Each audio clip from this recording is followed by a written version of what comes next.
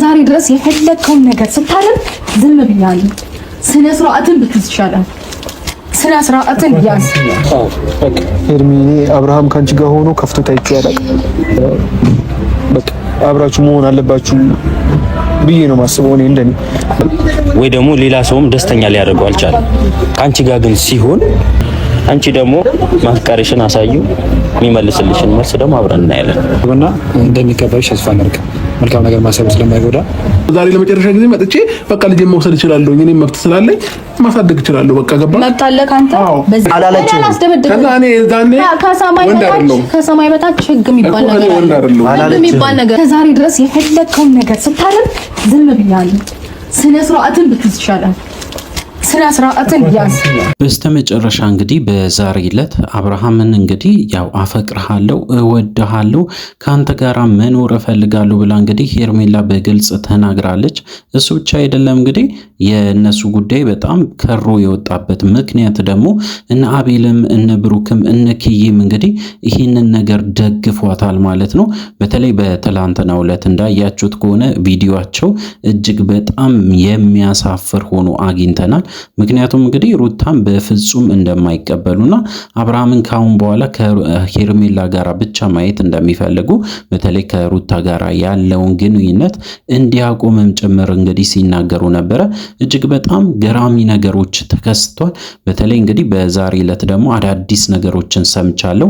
ስለዚህ እንግዲህ ለእናንተ ቪዲዮ አደርሳለሁ። ስለዚህ ለዚህ ቻናል አዲስ ከሆናችሁ ሰብስክራይብ ማድረግ እንዳይረሳ፣ አዲስ ካልሆናችሁ እንደተለመደው ቪዲዮአችን ላይክ አድርጉ፣ ሀሳብ አስተያየታችሁን ኮሜንት ስራ አስቀምጡልን። ወደ ጉዳያችን እንግዲህ በትላንትና ዕለት እጅግ በጣም በሚያስገርም ሁኔታ በጣም ብዙ ነገሮች ሲከሰቱ ነበረ።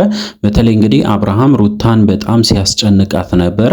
ቤቷ ድረስ ሄዶ በተለይ ልጄን ወስዳለሁ የአንድ ወር ሕፃንም ቢሆንም ችግር የለውም እኔ ጋር ማደግ ይችላል ብሎ በጣም ብዙ ነገሮችን ሲፈጥር ነበረ። በስተመጨረሻ እንግዲህ ተጣልቶ ነበሩ። ውሃ ስደፋበት ነበረ።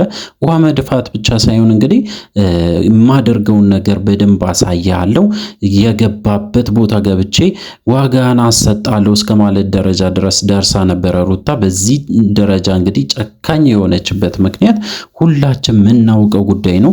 በተለይ በተደጋጋሚ ማለት ይቻላል እንግዲህ አብርሃም የሚያጠፋቸው ጥፋት እጅግ በጣም የሚያሰለቹና ተመልካችንም ጭምር እጅግ በጣም እንግዲህ እያናደደ መጥቷል። ምክንያቱ ደግሞ እንግዲህ ያው እንደምታውቁት አብርሃም ተው የተባለውን ነገር በፍጹም መተው አይችልም።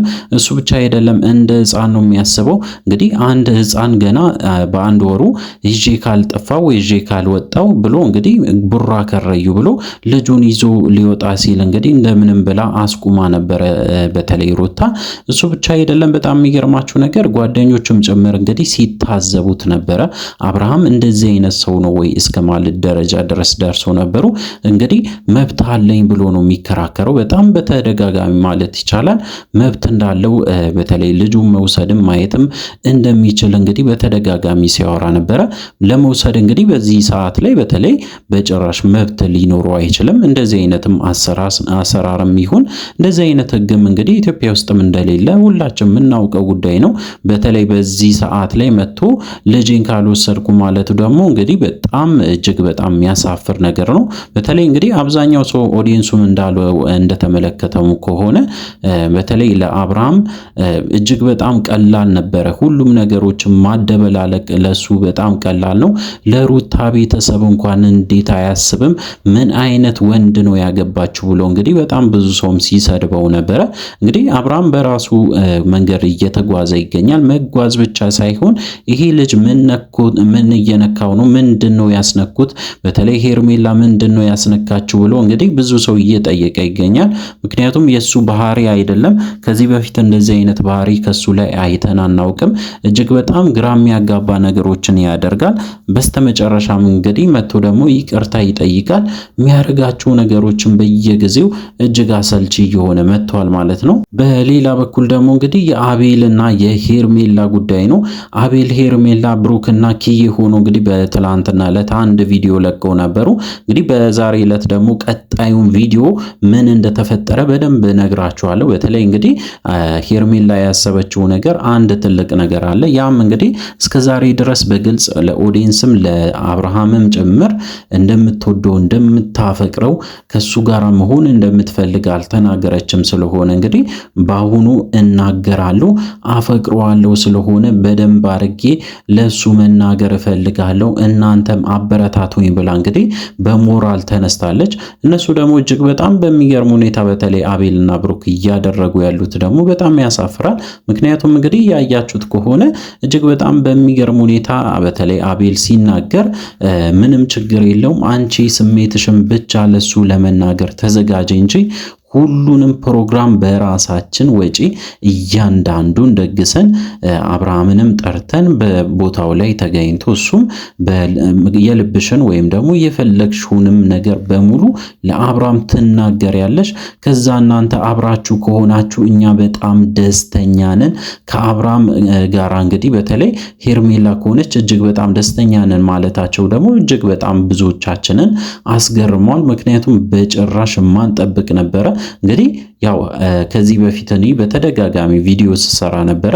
በተለይ የብሩክና የአቤል ጉዳይ እጅግ በጣም አሳሳቢ ነው። ምክንያቱም ትልቅ ጉድጓድ እየቆፈሩለት እንደሆነ በተደጋጋሚ ስናገር ነበረ። አብርሃምን እንግዲህ ለአብርሃም አስቦ ለአብርሃም ተጨንቆ ለአብርሃም የሆነ ነገር እያደረጉ ሳይሆን ለአብርሃም ትልቅ ጉድጓድ እየቆፈሩ እንደሆነ ለመናገር እፈልጋለሁ። እንግዲህ በጣም ብዙ ሴራዎችን ጠንስሷል።